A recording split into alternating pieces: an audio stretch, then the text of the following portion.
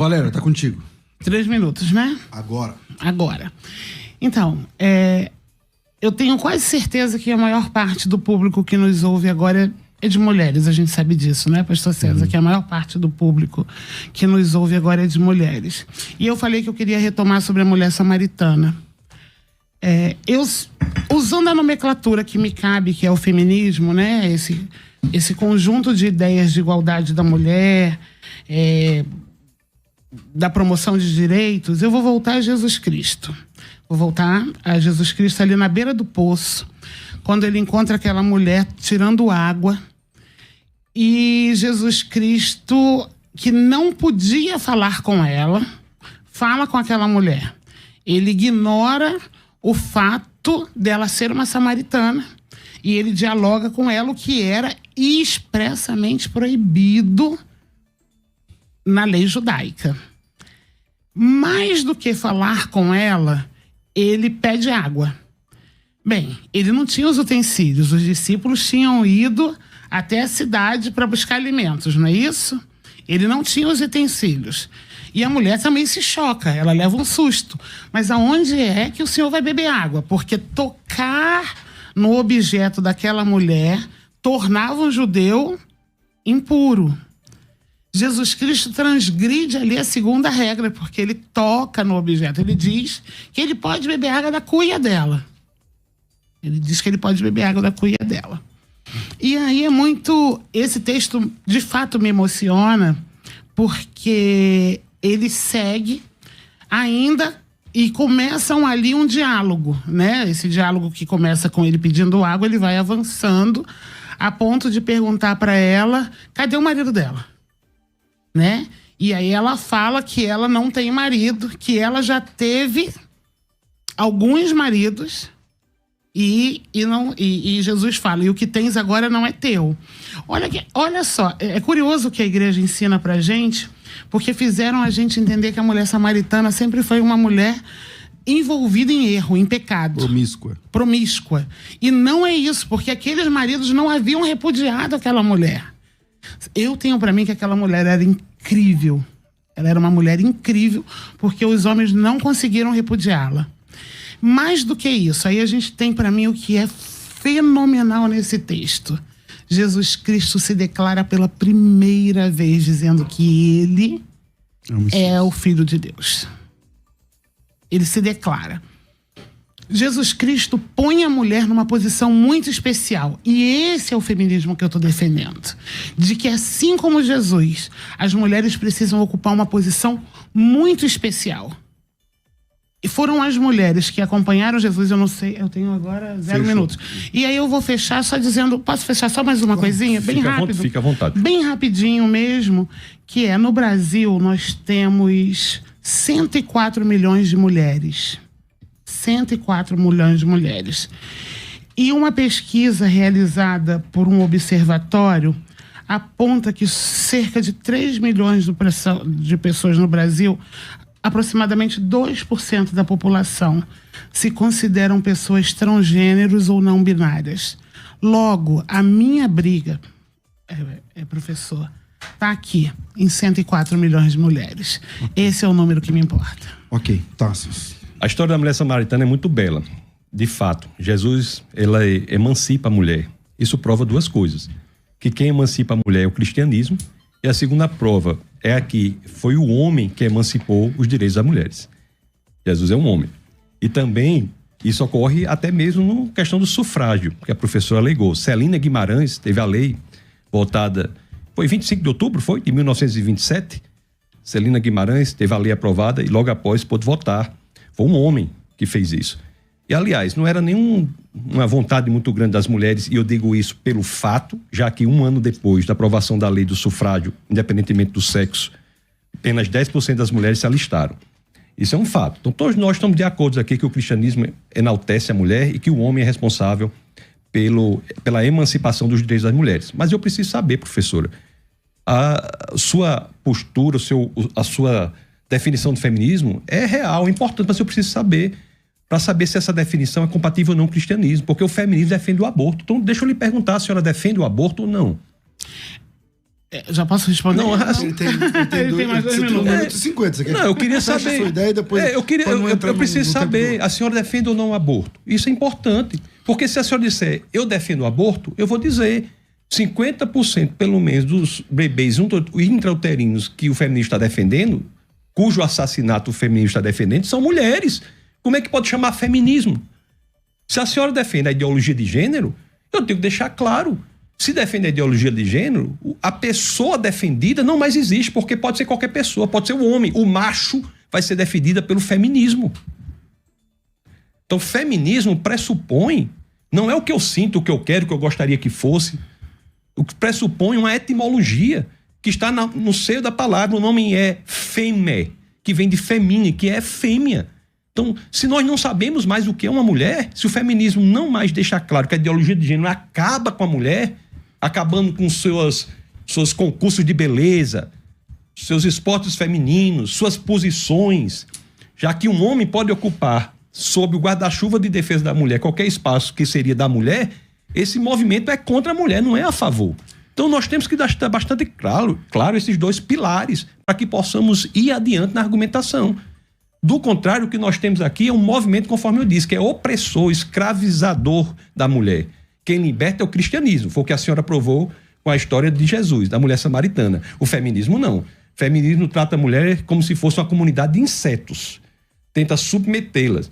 Então, ou nós sabemos o que é a mulher, se eu não ataco a ideologia de gênero, ou a questão do aborto, então nós temos sérios problemas em entender como esse modo de ver, esse sistema de pensamento é ou não compatível com o cristianismo. Ok. Valéria. Eu vou continuar reforçando que o tema desse debate é feminismo, não aborto. E o aborto faz parte do feminismo. Vou continuar aqui com a minha linha de pensamento. O senhor disse que toda vez que a mulher chega em algum ponto, há um homem que promoveu isso, né? Não disse isso. Eu não disse isso. Então, Toda vez, ajuda. não. Não, o que eu disse para a senhora é que com o exemplo que a senhora deu da mulher samaritana... Precisou de Jesus... Não foi o que a senhora falou? Sim, porque eu estava dando Jesus esse não é exemplo. homem? Sim. Jesus é homem mas ou aí mulher? eu vou dar outros exemplos aqui, eu vou voltar até o pré-cristianismo, eu vou voltar ao pré-cristianismo, mas que as nossas ouvintes devem ler isso sempre nas suas revistas de escola dominical e nas suas sociedades femininas e nas suas revistas de união feminina, né? Falando aqui das batistas Mulheres Cristãs em Ação. Eu tenho exemplos da autonomia feminina desde as parteiras que salvaram Moisés e que fizeram isso por conta própria. Elas determinaram que Moisés precisava viver. Elas transgrediram. O primeiro caso de desobediência civil que a gente vê registrado biblicamente. Por isso, aproveito e digo que muitas vezes eu defendo a desobediência civil e tenho no exemplo de Sifrá e Puá elementos bíblicos para fazer isso. Uma outra história que eu gosto muito, é das filhas de Zelofeade, né? Que está lá em Números 27, de 1 a 7. E que é uma história belíssima do direito à terra. Que é uma mudança na lei, inclusive. Que é uma mudança na lei. Elas entenderam que não era justo que não herdassem a terra de seus pais. Elas entenderam. Nenhum homem soprou no ouvido delas, e aí elas entenderam que não era justo. Elas buscam, então, né, os sacerdotes buscam ali, que leva a questão para Deus, e é homologada uma nova lei divina, dando àquelas mulheres o direito à terra do seu pai. É uma questão de justiça. O meu feminismo fala de justiça. Eu tenho outro exemplo que eu adoro, por exemplo, da juíza Débora. Uma juíza. O que significa ali uma igualdade, uma prova dessa igualdade que o meu movimento, que eu, enquanto feminista, defendo. Eu tenho um outro exemplo que me toca profundamente, que é o exemplo de Rispa. Que história, ao mesmo tempo comovente, triste, porque é a realidade de muitas mães no Brasil hoje, que elas precisam interceder, e ela foi interceder a Davi para ter o direito de enterrar os seus filhos. Quantas mães no Brasil hoje não possuem o direito de enterrar os seus filhos. O meu feminismo, o feminismo que eu defendo, que é múltiplo, garante a essas mulheres o direito de enterrar os seus filhos. Bom, eu comecei esse bloco com a Valéria, eu vou terminar com você, Tassos, e aí a gente vai para o intervalo. Realmente é importante deixar bastante claro que esses exemplos que a senhora leu aí das escrituras são belíssimos, são de mulheres importantíssimas, e eu sou a favor de que as mulheres tenham o mesmo valor dos homens. O que eu estou dizendo para a senhora é que isso é a conquista do cristianismo. Essas parteiras aí não eram abortistas não, viu? Era o contrário, o assassinato de bebês, tá? Então, todo esse pessoal que a senhora falou aí não era abortista, nem era LGBTista, nem era a favor da identidade de gênero. Então, eu preciso saber se o seu movimento está dentro desses exemplos que a senhora citou ou é oposição a eles. E o que vai definir isso é se a senhora deixar bastante claro. Porque não diz claramente, a senhora é ou não a favor do aborto? Pode responder sim ou não. Posso dizer claramente que eu sou contra o PL que criminaliza as mulheres vítimas mais do que o estuprador. O que eu vou defender é o que a legislação brasileira defende. Então, a senhora é a favor do aborto? Eu sou a favor do que a legislação brasileira defende, que é uma lei estabelecida em 1920. Então é um movimento legalista. Se nós estivéssemos na Alemanha, por exemplo, a senhora seria a favor do nazismo, por exemplo, que tinha base legal. Porque eu não vou admitir que as mulheres sejam criminalizadas mais do que seus violentadores. Só no meu tempo aqui. E só para fechar, eu fiquei muito feliz que as mulheres evangélicas, em sua maioria, se posicionaram contra a PL. Mas você chamou. Mas eu quero saber. Você convidou. Você me permitiu falar, eu falei. Pode falar. Agora o que eu quero dizer é o seguinte. Porque a senhora respondeu o seguinte: eu sou a favor do legalismo. O legalismo é perigoso. Eu não falei que eu sou a favor do legalismo. Não é o que a lei diz? A senhora... Eu vou ouvi-lo. Para o próximo bloco eu falar. É a favor ou não do que a lei diz? Eu sou a favor da lei que estabelece o aborto legal em casos de má violência fetal, risco de morte para a mãe e violência sexual. Então, um aborto como direito da mulher, a senhora não é a favor? O aborto não é direito da mulher?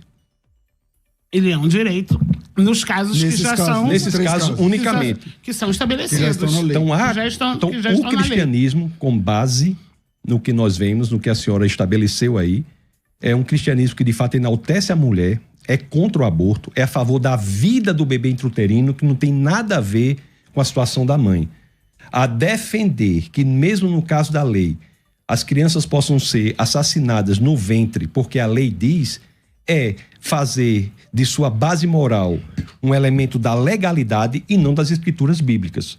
Por isso, mais uma vez, fica bastante claro para mim que a visão de mundo feminista, que é abortista e que é a favor da identidade ou ideologia de gênero, que faz com que não se saiba mais o que é uma mulher, é absolutamente incompatível com o sistema de pensamento do cristianismo. Com todo respeito mesmo, eu não me importo muito com o que o senhor pensa sobre ideologia de gênero e nem acho que o meu pensamento sobre ideologia de gênero é relevante. Eu me importo com 104 milhões de mulheres brasileiras, de como elas pensam os seus direitos. E a ampla maioria dessas mulheres, que são mulheres, é a favor dos direitos que foram conquistados pelo feminismo. Então, é o direito a trabalhar, como eu falei aqui, é o direito a votar, como eu falei aqui, é o direito à igualdade salarial, não é, irmã? Ninguém quer ganhar menos exercendo a mesma função. É o direito de ser mãe, é o direito à saúde. Esses são os direitos. Sabia, e aí eu vou trazer aqui um exemplo dentro do tempo que eu tenho, que me é muito caro e que a luta feminista tem encampado agora.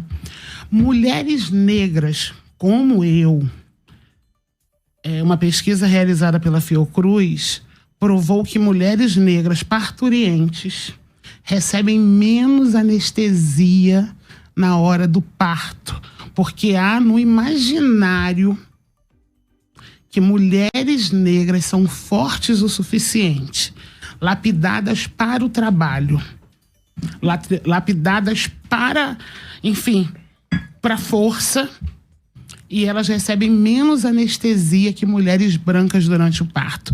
É com essas mulheres que o meu feminismo se importa, é com essas mulheres que o meu feminismo, agregado à fé em Jesus Cristo, se importa.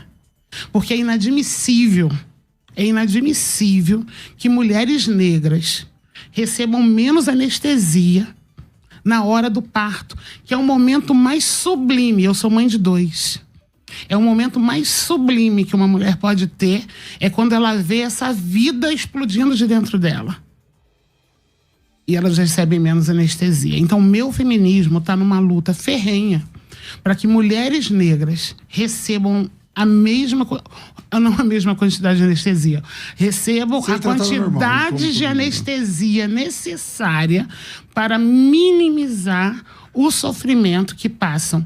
Outras coisas, mulheres brancas e negras costumam ser vítimas de um outro tipo de violência obstétrica, que eu dei o exemplo da anestesia, que é muito tocante para mulheres negras, mas mulheres costumam ser vítimas de violência obstétrica e muitas irmãs que me escutam já devem ter passado por isso. Eu tenho quase certeza. Tá gritando por quê? Na hora de fazer não gritou. Tá dizendo, tá reclamando de dor por quê? Entende por que o meu feminismo é necessário? 104 milhões de mulheres passam por isso. É com elas que eu tô me importando. Dr. Tassos. Eu acho que tem que ser notificada a Associação de Anestesiologia, né? Associação Nacional de Anestesiologia, por procedimento racista, se esse for o caso. Se houver essa pesquisa que eu desconheço, né? Estou dizendo que não existe, mas se houver uma instituição que esteja ministrando medicação diferentemente em razão da cor, ela é racista, o que não ocorre em razão do gênero, né? Você sabe, porque mesmo que uma pessoa que é homem se diga mulher vá para o hospital, ele tem que ser tratado como homem, senão ele está correndo sério risco de morrer, é diferente. Não é? Mas se há, de fato, esta situação, vamos notificar para ver o que está acontecendo. Isso é um horror. E a senhora começou dizendo que não se importa muito com o meu pensamento sobre a questão da ideologia de gênero, nem com o seu próprio pensamento. E nisso eu concordo com a senhora. Os nossos pensamentos são irrelevantes. O que é relevante são os fatos.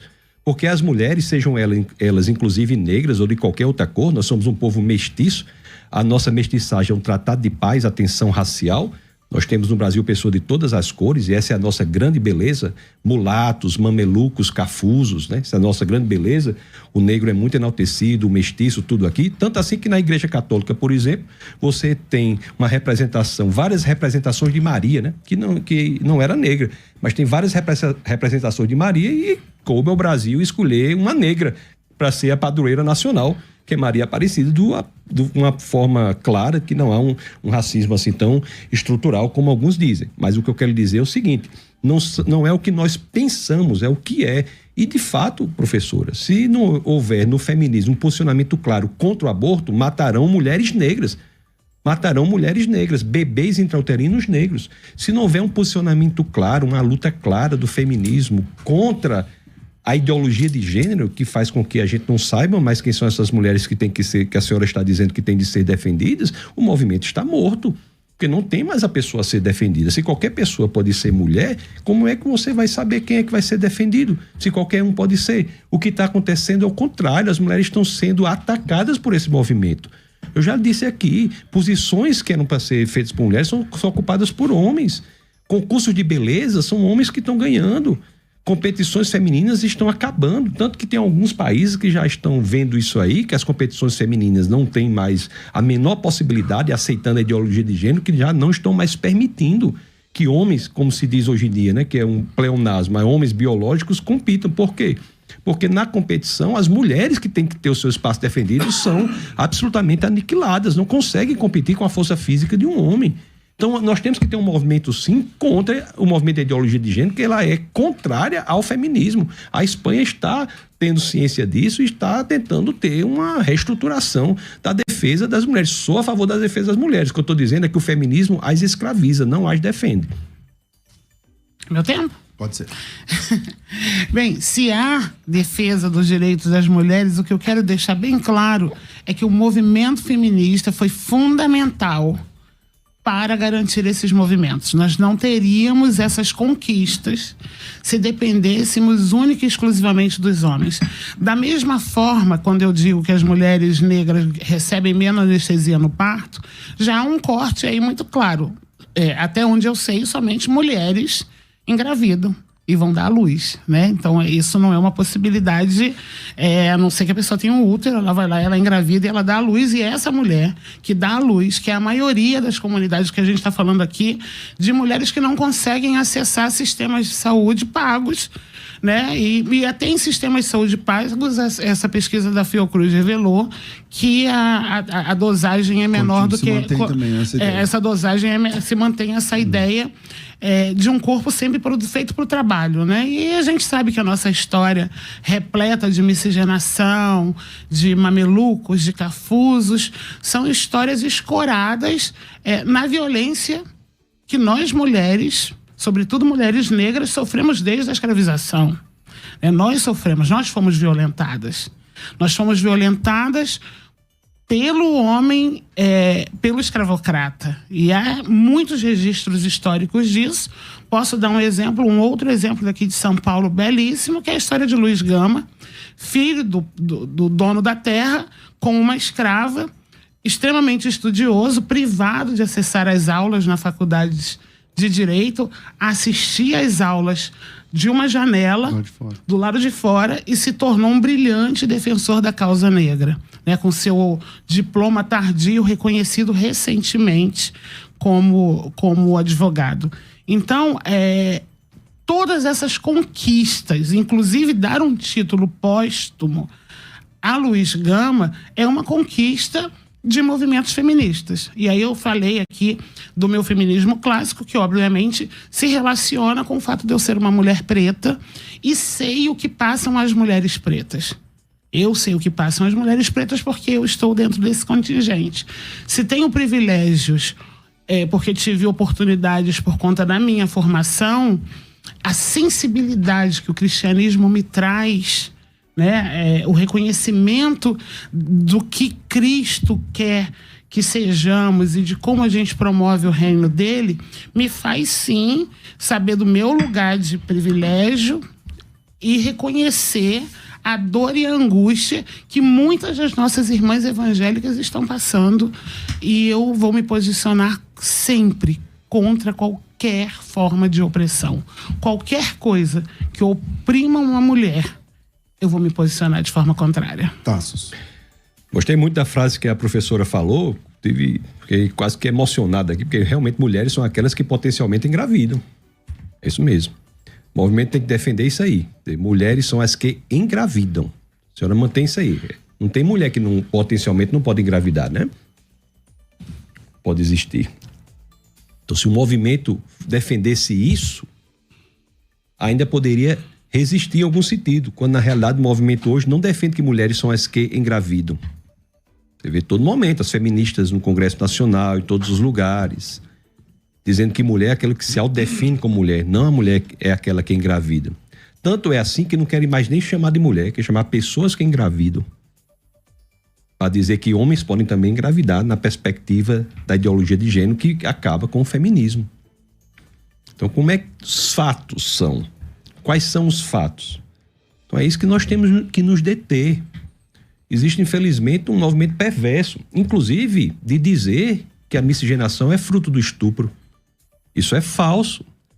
Basta que nós vejamos aqui as tantas famílias brasileiras que quase a sua totalidade tem pessoas de todas as cores de pele.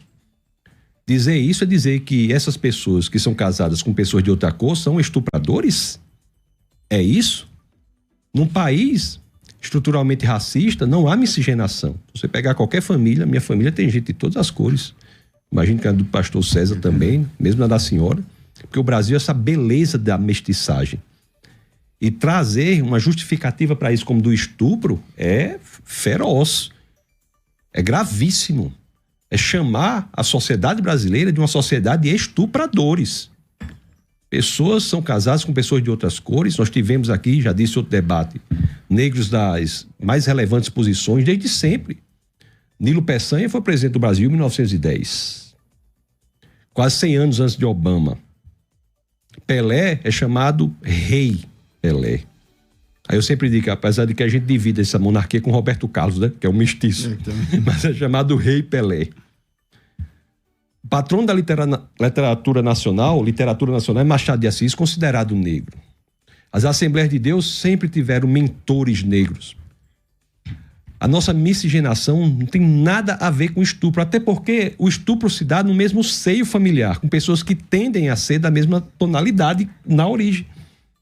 O estupro normalmente se dá dessa forma, e dizer que estupro é a causa da mestiçagem, me desculpe, é de maneira bastante perigosa, se a senhora me permite essa palavra, chamar uma sociedade inteira de sociedade de estupradores. Todas as pessoas que eu conheço, e são muitas, que são casadas com pessoas de outra cor da pele, porque o Brasil é assim, nem de perto podem ser chamadas de estupradores.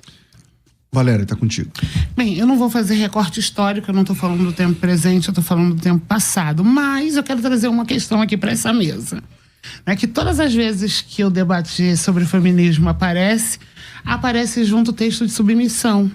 Né? Mulheres sejam submissas a vossos maridos, não é isso? A gente ouve muito isso. Eu sou a 5ª geração de uma família evangélica. A minha bisavó se converteu em 1888, no mesmo ano da abolição da escravatura. Exatamente, uma mulher negra do norte do estado do Rio de Janeiro, recebe a mensagem de um missionário e se converte. E o meu bisavô fica muito chateado, sabe, César? Ele fica muito bravo quando a minha avó se converte. E ele resolve tocaiar o missionário. Ele resolve fazer uma tocaia para o missionário, porque o missionário, então, estava ali quebrando uma tradição, que já era uma tradição familiar. E a grande questão é que Deus escreve certo por linhas tortas, como disse Santo Agostinho. E nessa tocaia o meu bisavô também se converte. E aí nasce a Igreja Batista que minha família organizou, né? Uma igreja doméstica. Mas o que eu quero dizer com isso e por que eu vim para esse tema, para falar da submissão. E eu falando da minha família, porque esse tema sempre eu aprendi a ouvir sobre submissão. Mulheres sejam submissas aos vossos maridos. Mulheres sejam submissas aos vossos maridos. E eu já vi também muitos argumentos de que esse seria um ponto contrário e um ponto que parte do movimento feminista nos ataca por isso. E eu gosto muito, eu tenho muito... não sou teóloga, não sou uma estudiosa de teologia, eu só leio a Bíblia como crente, né? Até menos do que eu deveria e gostaria. Mas o fato é que eu tenho muito medo de versículos soltos. E acho que nós, mulheres, precisamos ficar atentas a isso. A não cair na falácia dos versículos soltos, descolados de seu contexto. Porque é necessário ler toda a beleza que está expressa no que Paulo fala quando ele fala da submissão feminina. Mulheres, amai os vossos maridos. Ou sejam submissas aos vossos maridos. Maridos, amem as suas esposas como Cristo se entregou por ela. Como Cristo amou a igreja e se entregou por ela. Então, eu não tenho medo da submissão. Eu nunca vou ter medo da submissão. Da mesma forma, porque eu acredito que quando essa conta está equilibrada, a gente tem esse condicionante. É muito fácil a gente ter mútua submissão, que é o que Paulo fala no outro texto, né, de mútua submissão, porque ela é baseada em amor. Então, o meu desafio não é uma mulher ser submissa a seu companheiro. O meu desafio é um companheiro que ame a sua companheira como Cristo amou a igreja. Esse tem sido o meu desafio.